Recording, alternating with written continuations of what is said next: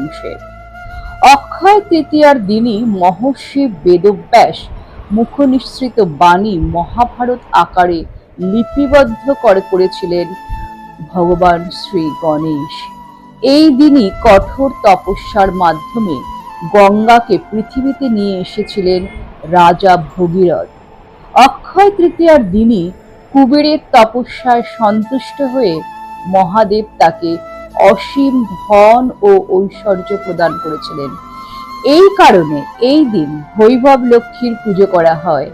এই দিন কিছু করলে তা অক্ষয় হয়ে থাকে বলে মনে করা হয়।